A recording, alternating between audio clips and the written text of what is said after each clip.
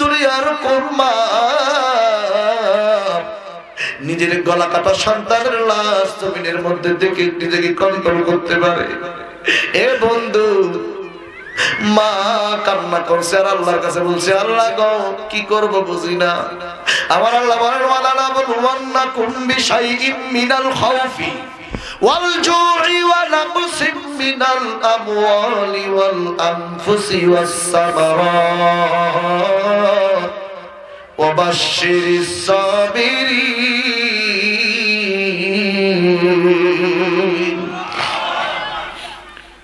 পরীক্ষা দেন কে? কষ্ট দেন কে? বিপদ দেন কে? কারো মৃত্যু হলে সেই মৃত্যু দেন কে? এইবারে মহিলা সাহাবী আল্লাহকে ডাক দিয়ে বললো, আল্লাহ গো তুমি তো সূরা বাকারায় বলেছ তুমি নাকি বান্দা বান্দীদেরকে পরীক্ষা নিবা। ওগো আল্লাহ, তুমি হয়তো আজকে আমারে পরীক্ষা নেওয়ার জন্য আমার সন্তানের এই অবস্থা দিয়ে আমার ভাগ্যে ঠেলা দিয়েছে পরীক্ষা নেওয়ার জন্য। নাকি আমার সন্তানকে বেশি পছন্দ করি, নাকি আমার নবীকে বেশি ভালোবাসি। অথচ হাদিসের মধ্যে আসছে, লা ইউমিনু আহাদুকুম হাত্তা আকুনা আহাব্বা ইলাইহি মিন ওয়ালিদিহি ওয়া ওয়ালাদিহি ওয়ান নাসি আজমাইন। ও বাবু, আমি মহিলা মানুষ হতে পারি গো আল্লাহ, আমার ইমান দুর্বল থাকতে পারে, কিন্তু এত দুর্বল নয় আমি আমার দয়ার নবী থেকে সন্তানের শোকে আমি ভেঙে পড়বো, এমনটা হতে পারে। সাহাবী নজর করে দেখলো আজান হয়েছে, নামাজ হবে, এখন বিশ্ব নবীজি হয়তো আসবে, কিন্তু বড় সন্তান মারুবিল্লাহ কোথায় চলে গেল? বড় সন্তানের দরকার, বড় সন্তানের খোঁজার জন্য এইবার বাড়ি থেকে বের হলো। আমার ভাইয়েরা সব জায়গায় খোঁজে, কোথাও বড় সন্তানরে পায় না। হঠাৎ করে নজর করে দেখিনি বড় সন্তান উঁচা একটা পাহাড়ের উপর চুপ করে বসে আছে। নিচ থেকে মা ডাক দিয়ে বললো, পাহাড়ের উপরে চইরা বইরা আসছ কেন রে বাবা? চল বাড়িতে, আমি তোর উপর আর রাগ নাই, আমি আমার ভাগ্যের পরীক্ষার উপর ছেড়ে দিয়েছি। বড় সন্তান ডাক দিয়ে বললো, মা গো, ও মা তুমি আমার ডেকো না গো মা, তুমি চলে যাও, তোমার সঙ্গে আমার আর দেখা হবে না গো মা। কেন, কি হয়েছে মা গো? আমার ছোট ভাই মাসুম মিল্লাহ নবীর প্রেমে যদি শহীদ হতে পারে, আমারও তো নবীর প্রেম আছে, আমার ভিতরে নবীর ভালোবাসা আছে, আমি আমার ছোট ভাইয়ের মতো নবীর প্রেমে শহীদ হতে পারবো না কেন? আল্লাহু আকবার। ও মা চলে যাও, আর দেখা হবে না। মা জননী এইবার আসলটা বিছাই দেয়, দিয়া ডাক দিয়ে বলল, মারুবিল্লাহ রে, তুই কি জানিস আমি মা? একটা মা মায়ের গর্ভের মধ্যে সন্তান যখন 10 মাস 10টা দিন রাখে রে, ওই মা জানে মায়ের কি কষ্ট, মায়ের কি বেদনা। তুই যেদিন আমার গর্ভে জরায়ুর ভিতরে চুপ করে জড়সড় হয়েছিলি, আস্তে আস্তে বড় হবি, 6 মাস যখন তোর বয়স হয়ে গেল, তোর জরায়ুর ভিতরে যে জায়গাটা, সব জায়গা পূর্ণ হয়ে গেল, পা দুইটা বড় হচ্ছে। আমার আল্লাহ তোর পা দুইটা বিজ্ঞান বলে মায়ের কলিজার নিচে সেট করে দেয়। একজন নরমাল বাচ্চা যে পেটের মধ্যে নরমাল কম নড়াচড়া করে, বিজ্ঞান বলে, সায়েন্স বলে, মায়ের গর্ভে 10 মাস 10 দিন বয়সে একটা বাচ্চা তার মায়ের কলিজায় 3 থেকে 3,500 বার লাথি মারে। কতবার? কথা বলে না কেন?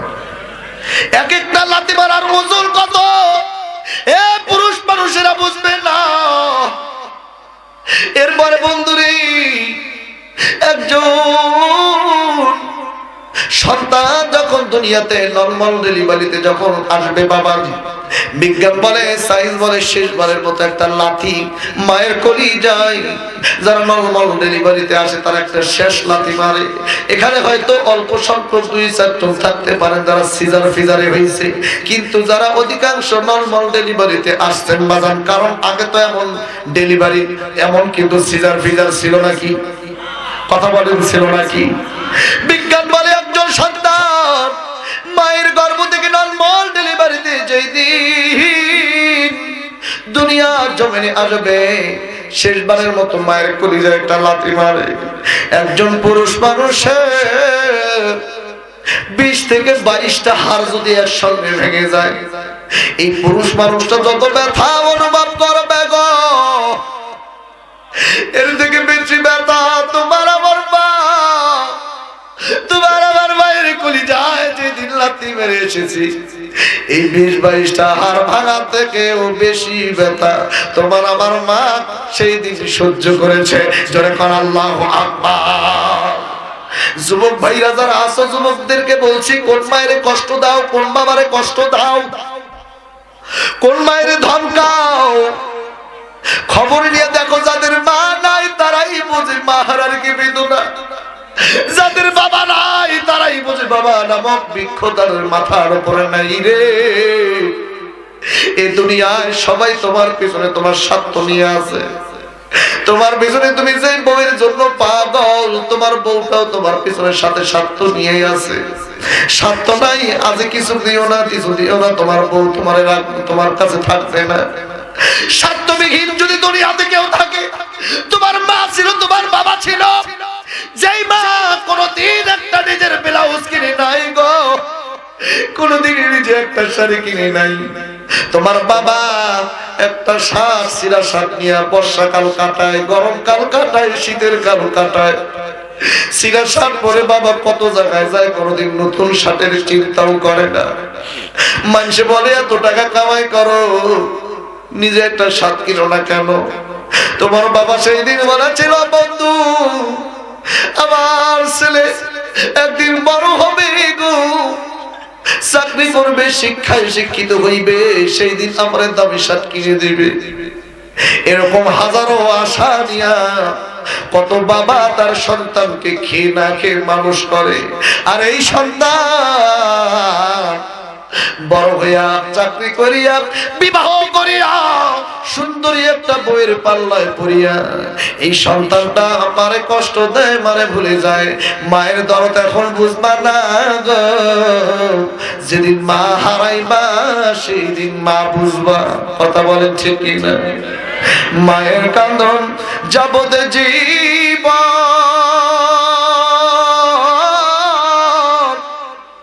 2-4 দিন বোনের কান্দন রে, ঘরের পরিবারের কান্দন কয়েকদিন পর থাকে না।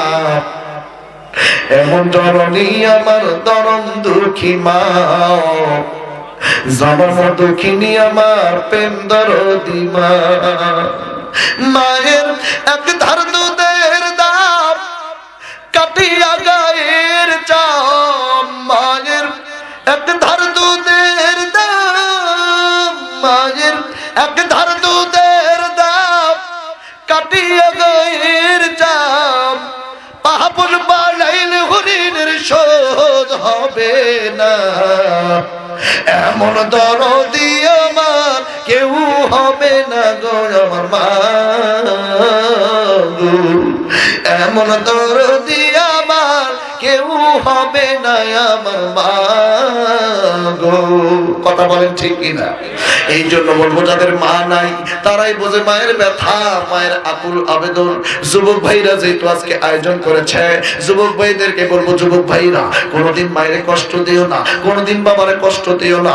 বাবা কিন্তু নিঃস্বার্থভাবে তোমার একটা আশা নিয়ে পড়াশোনা করে দুনিয়াতে বড় করায়। বাবার মনে আশা, আজকে হয়তো নিজের জন্য কিছু করছি না, বেটা আমার একদিন বড় হবে, আমার জন্য হয়তো কিছু করবে। কিন্তু যেই দিন তুমি ওই বাবার দেখো না, যেই দিন তুমি ওই মারে দেখো না, মায়ের কথাও মনে করো না, বইয়ের পাল্লায় পড়িয়া মারে ভুলে যাও, বাবারে ভুলে যাও। তুমি কি জানো রে যুবক, তোমার বাবা এত চিন্তা এত কষ্ট সহ্য না করতে পারে। পাহাড় সমতুল্য, ওজনের সমতুল্য, পাহাড় সমতুল্য কষ্ট বুকের মধ্যে নিয়ে কত মা কত বাবা দুনিয়া থেকে বিদায় নিয়ে চলে যায়। জোরে কান কথা ঠিক কিনা?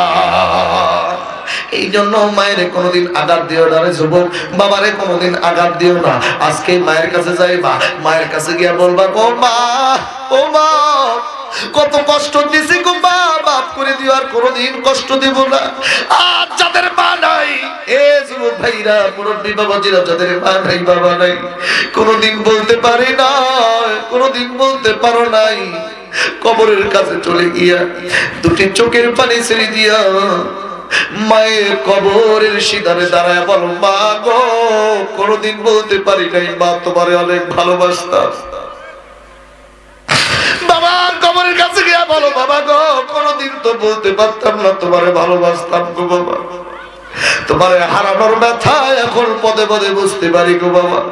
তোমার মতো কেউ ছিল না, এত ভালোবাসার মতো আপন বন্ধু কেউ ছিল না, তোমার মতো মা কেউ এমন ছিল না, নিঃস্বার্থ ভাবে ভালোবাসার মতো কোনো মানুষ ছিল না গো মা। মায়ের কবরের কাছে গিয়ে কাঁদতে কাঁদতে বলো, মা মাফ কইরা দিও, কোনদিন ভালোবাসার কথা বলতে পারি নাই গো মা। আজকে বুঝতেছি তুমি মা বিহীন কতটা শূন্য হৃদয়, আজকে বুঝতে পারি গো মা। মায়ের জন্য দোয়া করো, মায়ের জন্য দান সদকা করো, মায়ের জন্য আল্লাহর রাস্তায় ব্যয় করো, মারে ভুলে যাইও না। মায়ের জন্য ব্যয় তুমি যদি আজকে করতে পারো, মায়ের জন্য যদি তুমি আজকে কিছু খরচ করতে পারো, তোমার পরবর্তী সন্তানেরা তুমি যেই দিন কবরে যাইবা, সেই দিনও তোমার সন্তানগুলো তোমার পিছনে খরচ করবে। জোরে কন্যা সুবহানাল্লাহ।